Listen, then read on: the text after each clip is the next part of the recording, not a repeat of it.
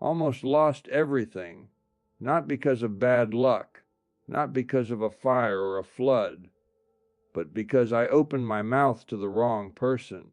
It was 1967. I'd been running my shoe shop for 15 years. Business was good. I'd saved up enough money to finally buy the building instead of renting it. My landlord, Mr. Castellano, was getting old and wanted to sell. We'd shaken hands on a price. I was 3 weeks away from owning my own building, and I made the mistake of telling someone. His name was Vincent Mell. Came into my shop every month for a shine. Nice enough guy, I thought. We'd talk about the Dodgers leaving Brooklyn, about the neighborhood changing, about this and that. I trusted him because I'd known him for years, because he seemed like a friend. So when he asked how things were going, I told him the truth. "Vinny," I said, "I'm buying the building. 3 weeks, it's mine." I was proud. I wanted to share the good news. 2 days later, Mr. Castellano called me. Someone had offered him 20% more than our agreed price. Cash immediate closing. You want to guess who it was?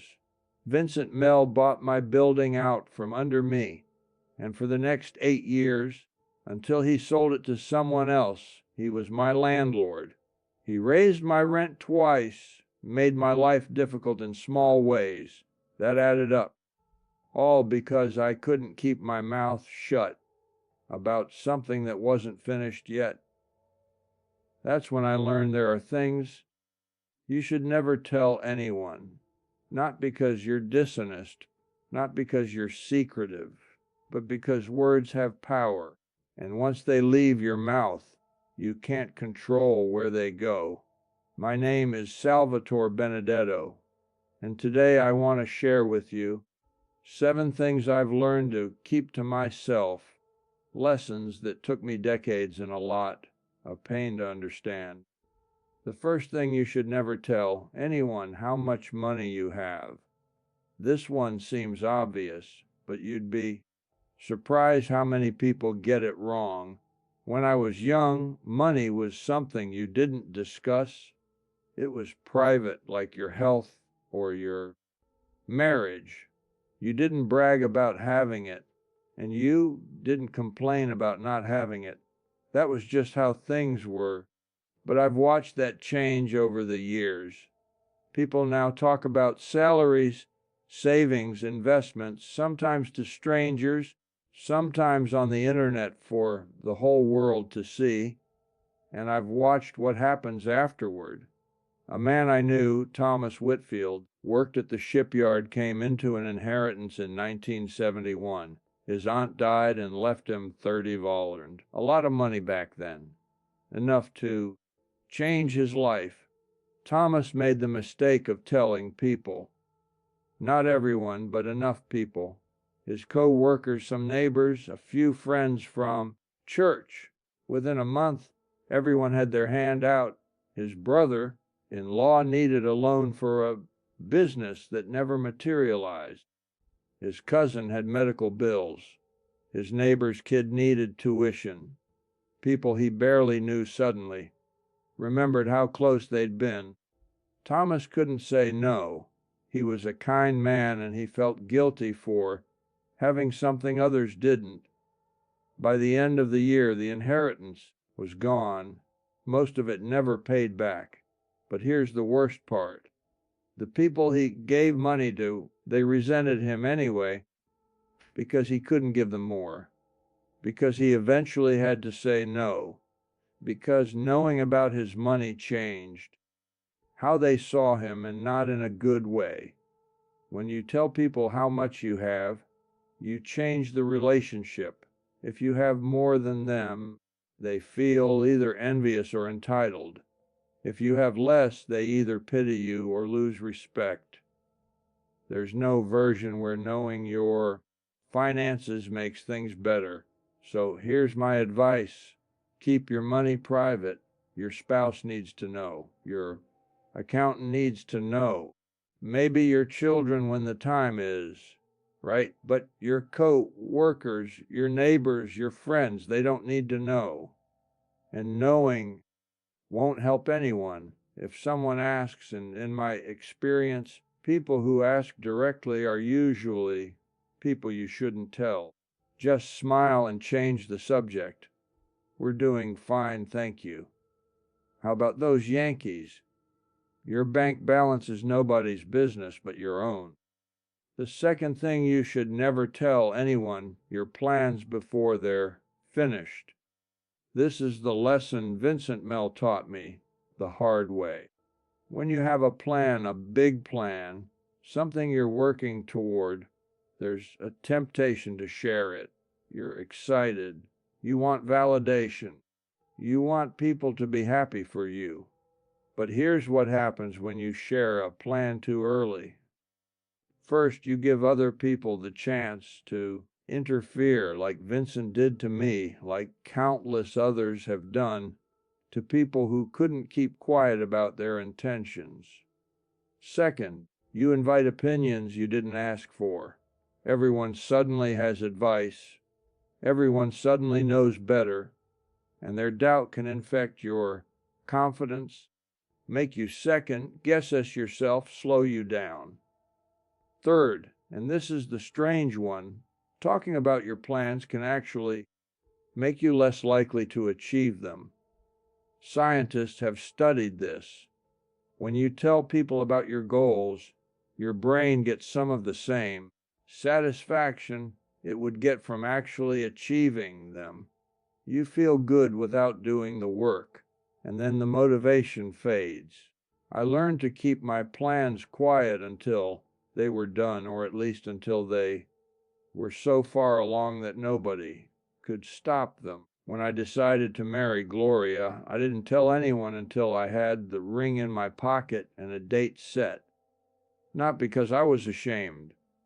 I was proud, happier than I'd been in decades, but because I knew people would have opinions. I knew my son would object. I knew the neighborhood would talk, and I didn't want their noise in my head while I was making one of the most important decisions of my life. So, here's my advice. Protect your plans with silence. Work on them quietly. Make them real. And only share them when they're strong enough to withstand whatever comes next. There's an old Italian saying, whoever speaks scatters. Whoever stays silent gathers. Gather your plans until they're ready. Then you can scatter all you want.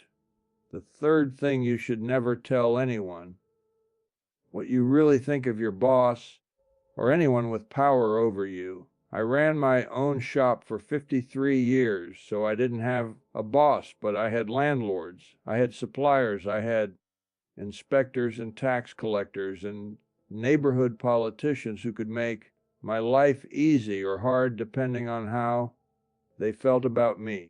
And I learned very quickly, you do not badmouth the people who have power over you.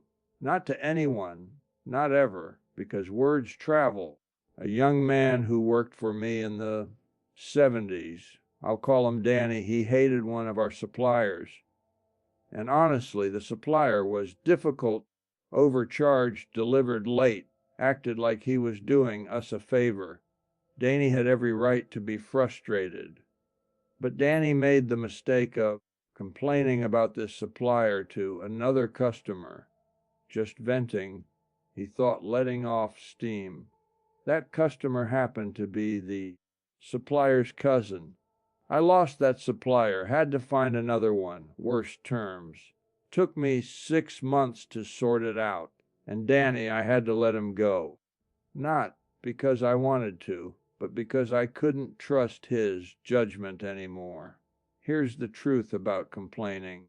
It almost never helps, and it often hurts. If you have a problem with someone who has power over you, your boss, your landlord, anyone, either address it directly with them or keep it to yourself. Telling other people accomplishes nothing except spreading information that can come back to damage you. Your spouse can know. That's what marriage is for. Having someone safe to talk to, but even then be careful. Don't let venting become a habit. Don't let complaining become your personality. So here's my advice. Before you say something negative about anyone, ask yourself, what do I gain by saying this? What could I lose? Usually the answer is you gain nothing, but momentary relief, and you could lose a lot. Keep it to yourself. Find another way to process the frustration. Go for a walk. Hit a punching bag. Make something with your hands. But don't let words be your release. Words have consequences that last longer than feelings. The fourth thing you should never tell anyone: your weaknesses and fears, unless you trust them completely. Now, I'm not saying you should never be vulnerable. Vulnerability is important. Opening up to people is how you build real relationships. But not everyone deserves your vulnerability, and giving it to the wrong person can destroy you. I had a friend, Mario Bianca, knew him since we were teenagers, who made the mistake of confiding his deepest fear to someone he thought was a friend. Mario was terrified of public speaking, terrified, would shake, sweat, sometimes couldn't get words out at all.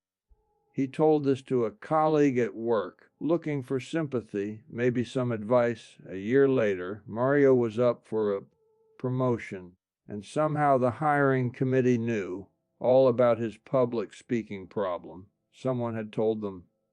The promotion went to someone else.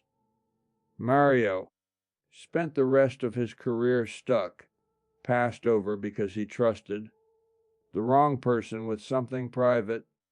Your fears and weaknesses are valuable information to the wrong people. In the hands of someone who loves you, there are opportunities for support and understanding. In the hands of someone who doesn't have your best interest at heart, they're weapons. So here's my advice. Be selective about who gets access to your inner world. Before you share something vulnerable, ask yourself, has this person earned my trust? Have they shown me over time that they can be trusted with sensitive information? Do they have my best interests at heart, even when it's inconvenient for them? If the answer is yes, share. Vulnerability builds intimacy. If the answer is no, or even maybe, keep it to yourself. There are other ways to connect that don't require handing someone ammunition. The fifth thing you should never tell anyone: other people's secrets. This one isn't about protecting yourself. It's about being someone worth trusting. When someone tells you something in confidence, they're giving you a gift. They're saying, I trust you enough to show you something I don't show everyone. Please handle it carefully. And what you do with that gift says everything about who you are.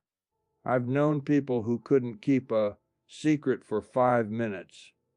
You'd tell them something private, and by dinner it would be all over the neighborhood. They didn't mean harm usually. They just liked having interesting information, like being the one who knew things. But here's what happened to those people.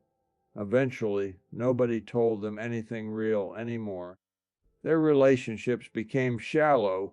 They were included but not trusted, known but not truly known.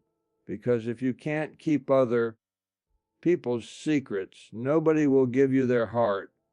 My wife Gloria told me once near the end of her life that one of the things she loved most about me was that I knew how to be silent.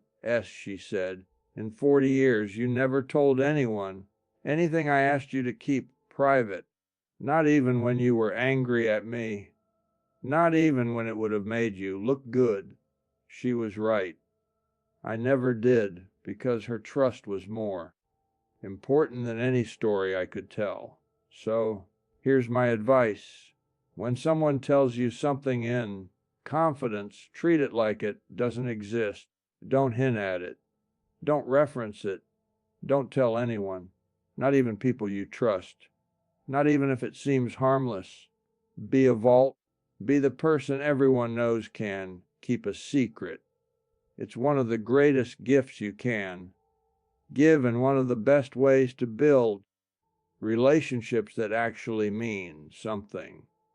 The sixth thing you should never tell anyone that you're thinking of leaving your job, your neighborhood, your relationship before you're ready to go. This goes back to what I said about plans, but it's specific enough that it deserves its own attention. When you tell people you're thinking of leaving, everything changes immediately. Tell your employer you're thinking of quitting, and suddenly you're not getting the good projects. You're not being groomed for promotion. They're already looking for your replacement. Tell your neighbors you're thinking of moving, and suddenly you're an outsider. You're not part of the community anymore. You're someone with one foot out the door. Tell your partner you're thinking of leaving. And even if you stay, the relationship is damaged. They'll always wonder if you're about to go. The trust is broken. I knew a woman, Catherine O'Brien, lived 3 doors down, who told her husband she was thinking about divorce. Not that she wanted one, just that she was thinking about it. She was unhappy, wanted him to pay attention, thought it would be a wake-up call. It worked. He paid attention, but he never trusted her again. Every argument after that, you could see it in his eyes. Is this the time she leaves? The marriage limped on for another 10 years, but the ease was gone. The security was gone. If Catherine had either left or committed to staying, things might have been different. But by announcing her uncertainty, she poisoned the well. So, here's my advice. Don't announce your exit until you're walking through the door. If you're unhappy at work, either fix it or find another job first. If you're unhappy in your neighborhood, either make peace with it or start packing. If you're unhappy in your relationship, either work on it with your whole heart or end it cleanly, but don't hover in the doorway. Don't threaten to leave as a negotiating tactic. Don't use the possibility of your absence as a weapon. It rarely works the way you hope, and it always changes things in ways you can't undo. The seventh thing you should never tell anyone: family business. Every family has problems, conflicts, failures, secrets, shame. That's normal. That's human. No family is perfect. But what happens in your family should stay in your family. I've seen so many people make this mistake. They're upset with a sibling, so they tell the neighbors. They're angry at their parents, so they tell their co-workers. They're frustrated with their spouse,